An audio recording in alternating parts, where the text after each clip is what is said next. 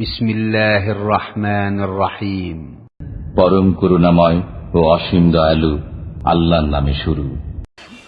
জামিয়া ইসলামিয়া কাসিমুল উলুম মারজানের উদ্যোগে আয়োজিত 31তম ইসলাহি জোড় ও দোয়া মাহফিলে উপস্থিত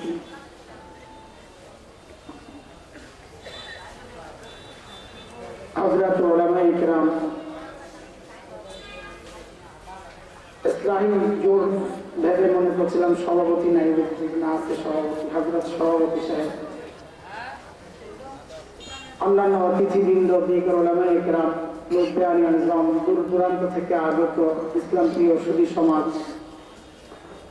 প্রিয় ছাত্র ভাইয়েরা, যুবক বন্ধুরা, পর্দার আড়ালের মা ও বোন,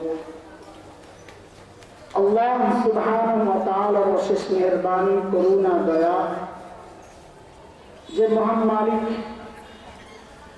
লাখো কোটি মানুষ থেকে বাছাই করে দিন এই মজমায় আমাকে আপনাকে একত্রিত করেছেন দিনের কিছু কথা বলার জন্য আর শোনার জন্য। এটা মালিকের অনেক বড় দয়া আর করুণা। কুরআন আল কারীমের মধ্যে আসছে, মালিক বলেন দিন বুঝার জন্য, দিন মানার জন্য, দিন শেখার জন্য আমি যার দিলটা খুলে দিই, যার বক্ষ উন্মুক্ত করে দিই, দিন মানার মানসিকতা যাকে দান করি,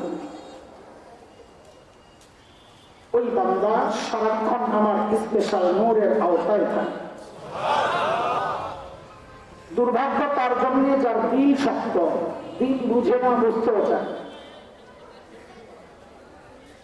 আল্লাহ তাআলা বলেন এরা স্পষ্ট গুমরাহিতে নিমজ্জিত। সূরা জুমার আয়াত নম্বর 22 রব্বুল কারীম এই কথাটা বলেছেন। মালিক বলেন আফামান শারাহাল্লাহু সাদরাহু লিল-ইসলাম ফাহুয়া আলা নূরিন মির রাব্বিহি ফাওয়াইলুন লিল-কাসিয়াতি কুলুবুহুম মিন যিকরিল্লাহ উলাইকা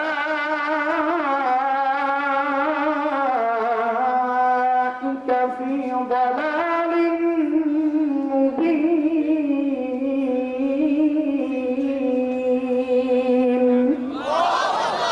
এই আয়াতের মধ্যে রব্বুল কারীম এই কথাগুলো বলেছেন। মুহতারাম হাজরিন, যে মহান মালিকের নিয়ামতে আমাদেরকে ধন্য করলেন, ওই মালিকের শুকরিয়া আদায় করি, জবান খুলে, প্রাণ খুলে কালিমাতুশ শুকর উচ্চারণ করি, আলহামদুলিল্লাহ। আমার আগে মুহতারাম আমাদের মাদ্রাসাগুলোর মাকসাদ সম্পর্কে আলোচনা করছিলেন।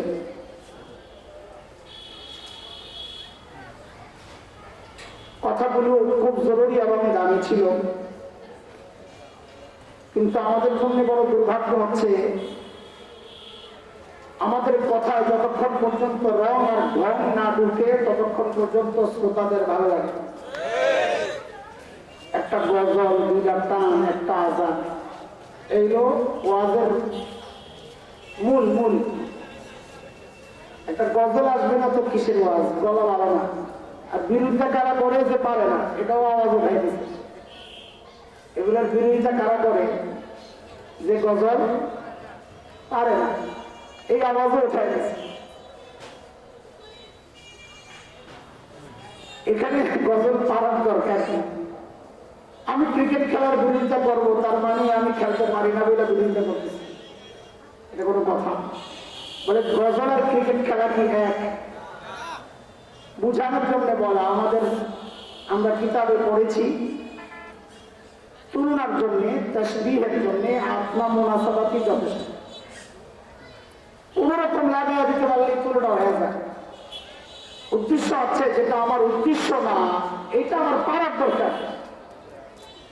বয়ানে তো গজল মাকসাদ না, তো শিল্পী আইনে গজল গাওয়া, বক্তা দেওয়ার দরকার। কারে বুঝাবো? ওই যে ঠিক একজন বলছে, বাকিরা কয় নিজে পারে না, এই জন্য বলতেছে। হ্যাঁ, আমি গজল টজল পারি। ভাঙ্গা গলা দিয়ে আবার গজল পাওয়া যায় নাকি? ফাটা পাশ দিয়ে বেশি বেশি বাইরে হয়ে যায়, আঙ্গুর দিয়ে বাইরে থাকবে, অন্য কামে লাগবে না। হায় আল্লাহ, আলোচনা চলছিল মালিকের সাথে বান্দাকে জুড়ে দেওয়ার বিষয়। আমাদের মাকসাদ এটাই, অন্য কোনো মাকসাদ না। আরবি মাদ্রাসা, এজন্য আমরা বলি কি জানেন, মাঝে মধ্যে আওয়াজ হচ্ছে আমাদের সংস্কারের কথা। আরবি মাদ্রাসার সংস্কার দরকার।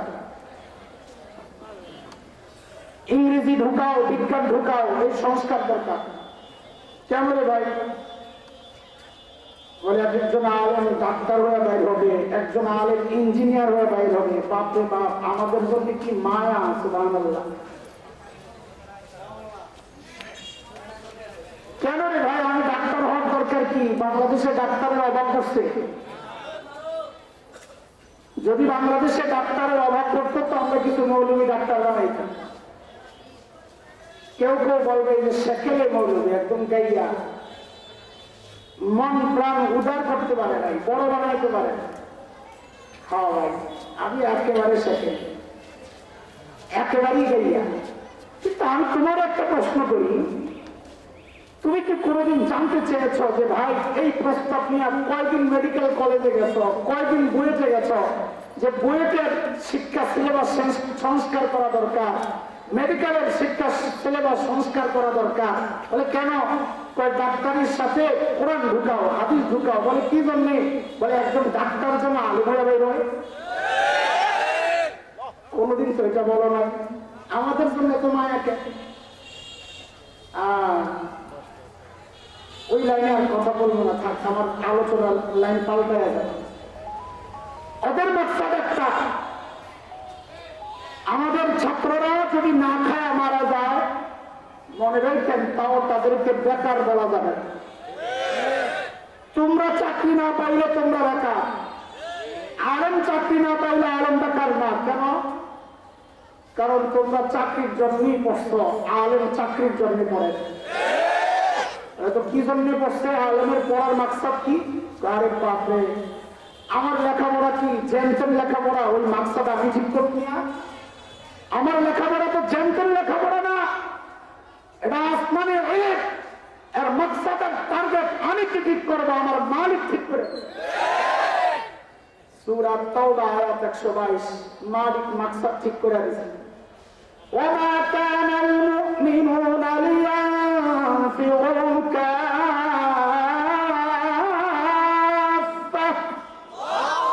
ফালাউলা নাফারা মিন কুল্লি ফিরকাতিন মিনহুম তাইফা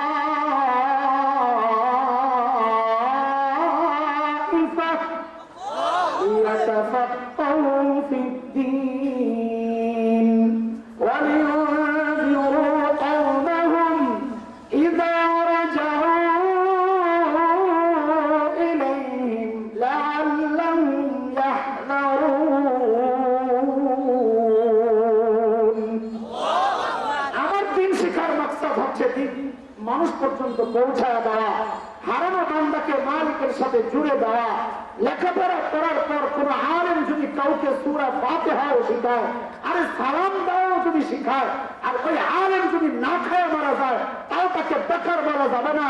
কারণ সে যে উদ্দেশ্যে লেখাপড়া করেছে, ওই উদ্দেশ্যে সে সফল। একজন মানুষকে তো সূরা ফাতিহা শিখায় দিচ্ছে। আলেম না খায় থাকলে তাকে বেকার বলা যাবে না। বুঝে আসছে কি কথা?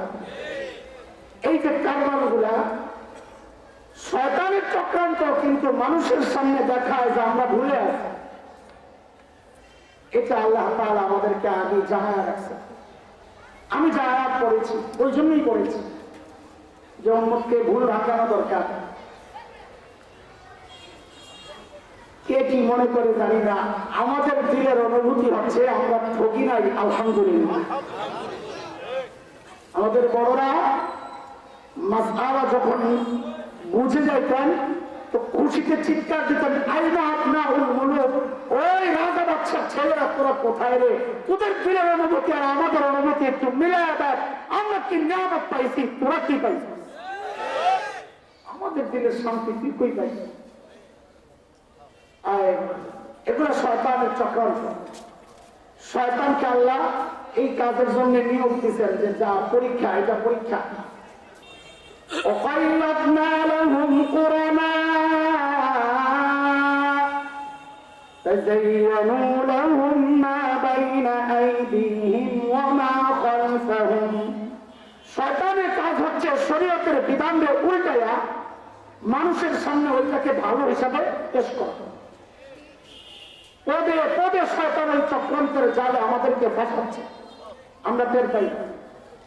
আমি একটা একটা করে একটু এই সমাজের অসঙ্গতি গুলা, এটাও তো এক সমস্যা। আসমানের উপরের ওয়াজ আর জমিনের নিচের ওয়াজ ছাড়া এখন কোন ওয়াজ তো নিরাপদ না। কিন্তু আমার নবীর উম্মতকে অনিরাপদ রেখা আমি নিরাপদ থাকার কোনো দরকার নাই। শয়তানের চক্রান্ত গুলা তো আমাদের সামনে প্রকাশ করতে হবে। কারো যদি কষ্ট লাগে তো আমি জিজ্ঞেস করি, তুই কি শয়তান? তোর কষ্ট লাগে? চোর এলে চোর মারলে চোরের কষ্ট লাগবে, তুই গৃহস্থ হলে তোর কষ্ট লাগবে। কথাটা তা বুঝেন না এই কথা? আমার কষ্ট হচ্ছে বলতে, আমার আজকে 4-5 দিন ধরে গলা একদম বসে আছে। আপনাদের বুঝতে কষ্ট হয়? একটু মনোযোগ দিয়ে শোনে।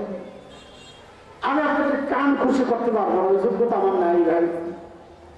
আমাদের গলা ভালো না, ভাঙ্গা গলা, এটা দিয়ে বাইরে বুঝে কিছু কথা মাদ্রাসায় পড়াই, আমার এটাই পরিচয়।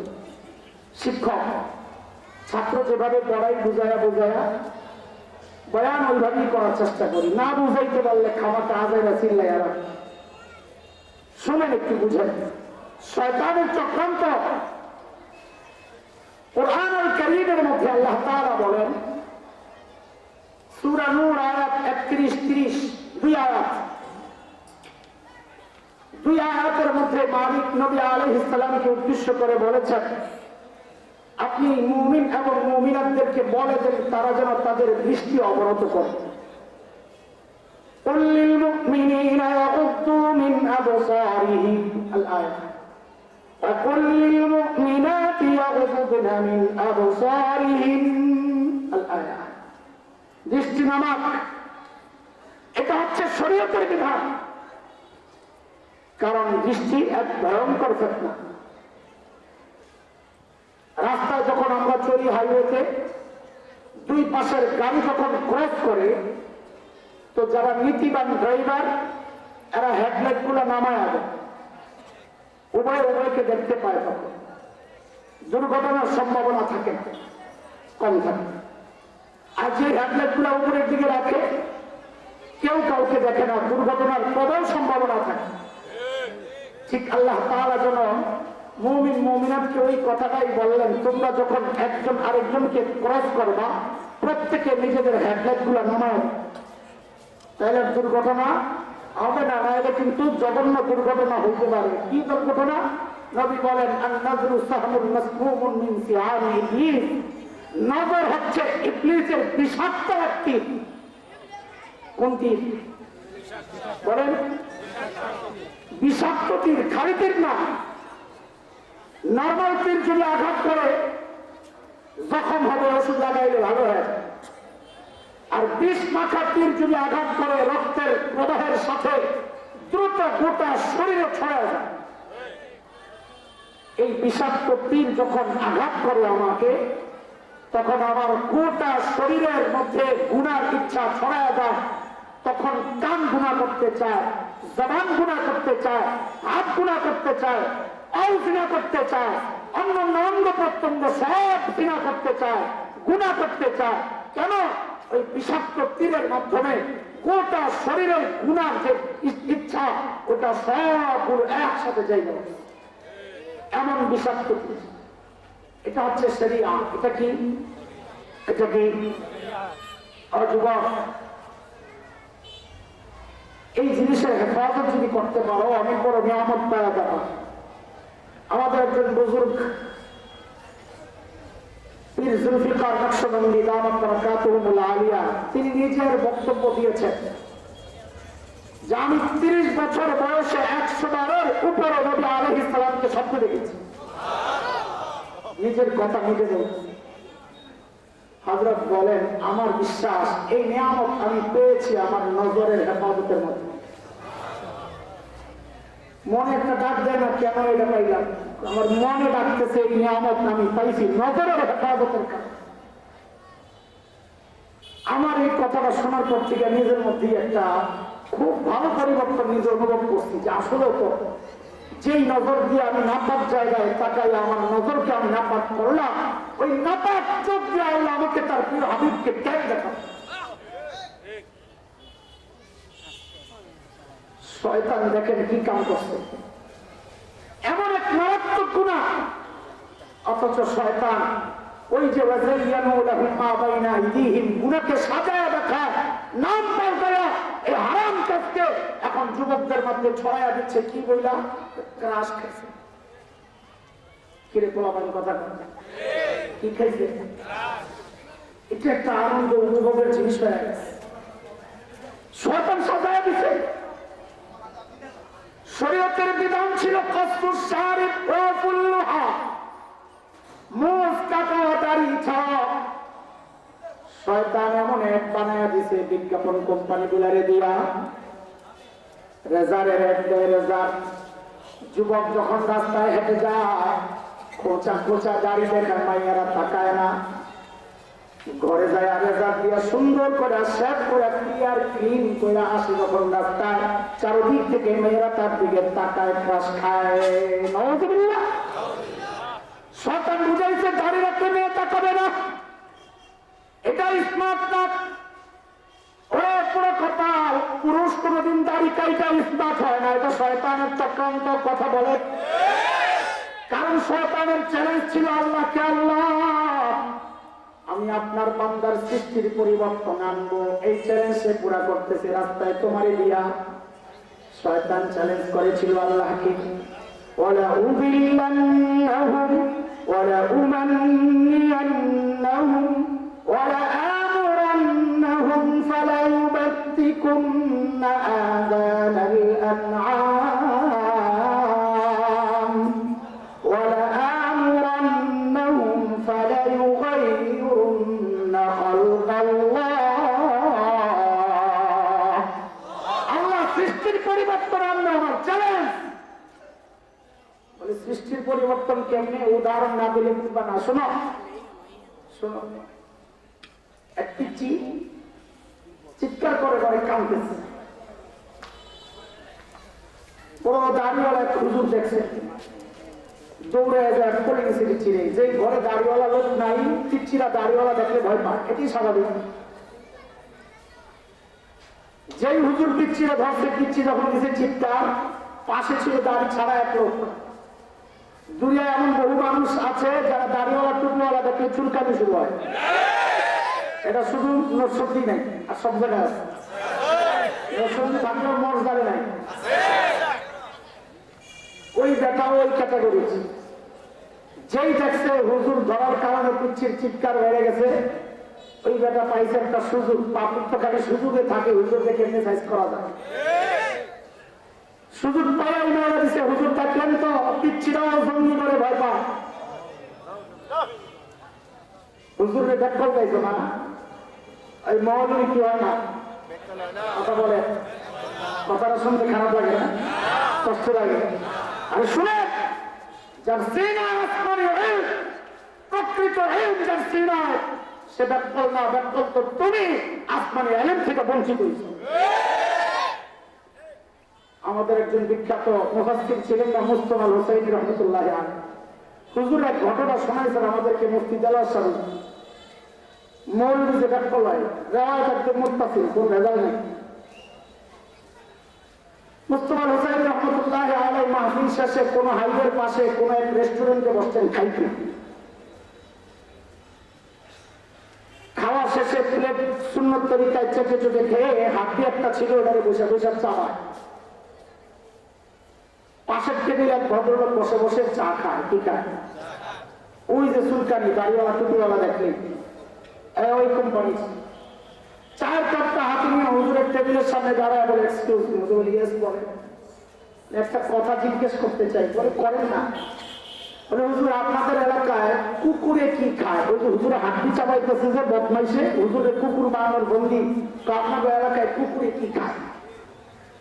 অসভ্য মনে করছে পেটকল হুজুর, এটা জিজ্ঞেস করলে কামতে কামতে না জানি হুজুরের টেবিলের মধ্যে করে দেবে।